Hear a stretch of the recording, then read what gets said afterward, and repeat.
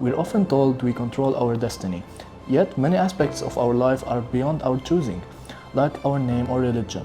Consider someone who suddenly becomes aggressive due to a brain tumor, like Texas Tower sniper Charles Whitman.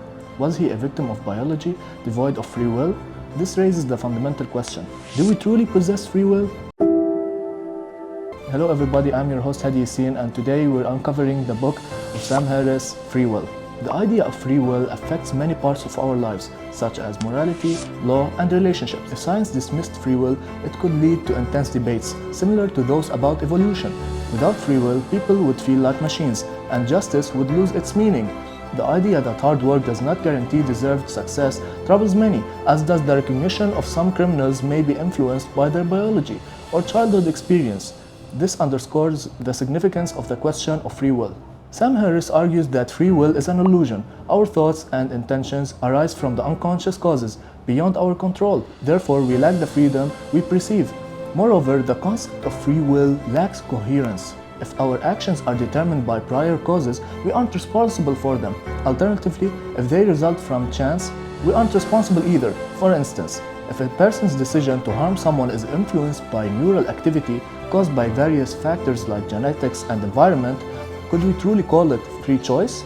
Harris contends that no evidence supports the existence of such freedom, making the concept of free will more elusive than most illusions. The popular conception of free will seems to rest on two assumptions. The first one is that each of us could have behaved differently than we did in the past. The second one, that we are the conscious source of most of our thoughts and actions in the present. Both assumptions have been proven to be false. Are some criminals victims of their biology?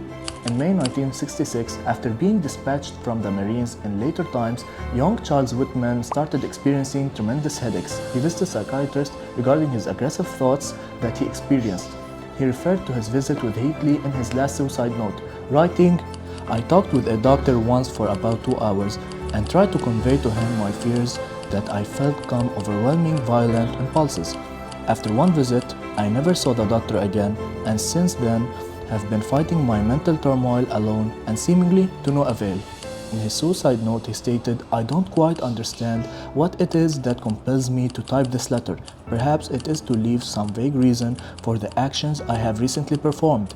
I don't really understand myself these days. I'm supposed to be an average, reasonable, and intelligent young man. However, lately I cannot recall when I started. I have been a victim of many unusual and irrational thoughts. These thoughts constantly recur, and it requires a tremendous mental effort to concentrate on useful and progressive tasks." After writing this part of the letter, he killed his mother and then his wife. After that, he continues his letter by saying, "I imagine it appears that I brutally killed both of my loved ones. I was only trying to do a quick, thorough job. If my life insurance policy is valid, please pay off my debts, donate the rest anonymously to a mental health foundation. Maybe research can prevent further tragedies of this type. Give our dog to my in-laws. Tell them Kathy loved Scoochie very much. If you can find in yourself to grant me my last wish, cremate me after the autopsy." And upon finishing his letter, he went to the Tower, Texas University and killed 15 and injured 31 civilians in 96 minutes before he was put down. Eventually, they did the autopsy and they found a pecan-sized tumor in the amygdala, a region of the brain crucial for emotion and behavioral control. This tumor could have influenced his actions. If it had been removed earlier, he might not have behaved as he did. Though this story isn't in the book, it emphasizes a key point by Sam Harris. Criminals may not have the free will. They're victims of their biology. Therefore, they can't be held the same standard as others. Harris argues that we can contribute their actions to their biology, no matter how harsh those actions might be. Childhood trauma. But what about the people who experience trauma throughout their childhood? Do they have free will in that matter? On July 23, 2007, Stephen Hayes and Joshua Komisarjevsky brutally attacked the Petit family in Cheshire, Connecticut. They bound and assaulted the family, ultimately killing Jennifer Petit and her daughters in a horrifying home invasion. Despite many might justify killing these perpetrators, however, do we care that Hayes has since shown signs of remorse and he has attempted suicide? Not really. What about the fact that Komisarjevsky was repeatedly sexually abused as a child? According to his journal, as long as he can remember, he has known that he was different from other people, psychologically damaged, and capable of great coldness. He also claimed that he was stunned by his own behavior in the Petit home. He was a career burglar, not a murderer. and he had not consciously intended to kill anyone. Such details might begin to give us pause on the notion of free will. Other than this case, we cannot say that free will existed for someone who had been abused throughout his childhood.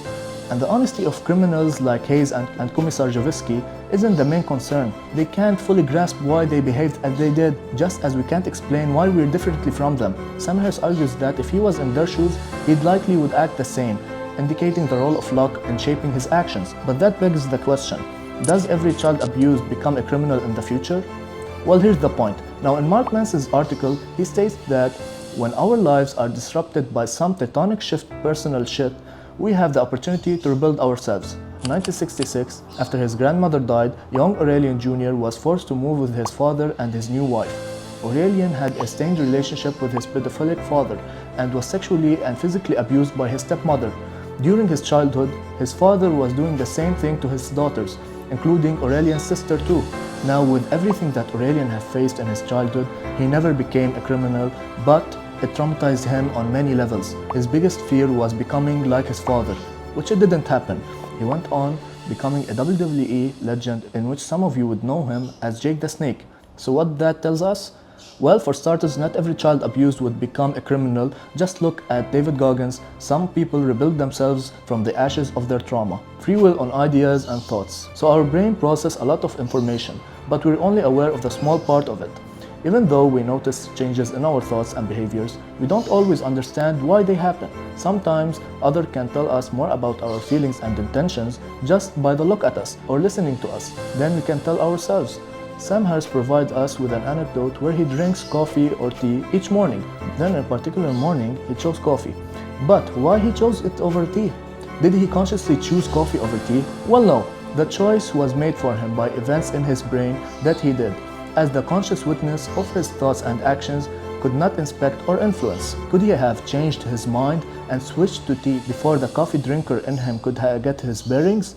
Yes, but this impulse would also have been the product of unconscious causes. Studies done by Benjamin Lipt and others show that brain activity related to decision making happens before we're consciously aware of making a decision. Using EEG and fMRI, they found brain regions activated several seconds before people reported deciding on something. Direct recordings from cortex even showed that neural activity could predict decisions before individuals realized them, showing how our brain works before we know it. Sam Harris argues that before you consciously decide what to do next, your brain has already made the decision. Even though it feels like you have complete freedom to choose, your brain has already determined the action. You become aware of this decision afterward and believe you're actively making it. So it raises the question, are we the masters of our fate? How to treat them? Understanding the complexities of free will sheds a light on why individuals react differently to situations such as Charles Whitman's case. If he had sought medical help for his tumor, his life might have taken a different path. Similarly, Sam Harris argues that individuals like Hayes and Commissar Javisky shouldn't be treated the same as those who derive pleasure from senseless killings because their upbringing and circumstances were beyond their control. My thoughts. This topic of free will has been debated for centuries across religions and philosophies. While one book won't cover it fully, Sam Harris's book provides valuable insights. However, it doesn't decisively settle the debate. Personally, I align with Socrates' idea that true wisdom comes from acknowledging our limits. If you enjoyed this video, consider watching our book review of Sun Tzu's Art of War. Thank you for watching.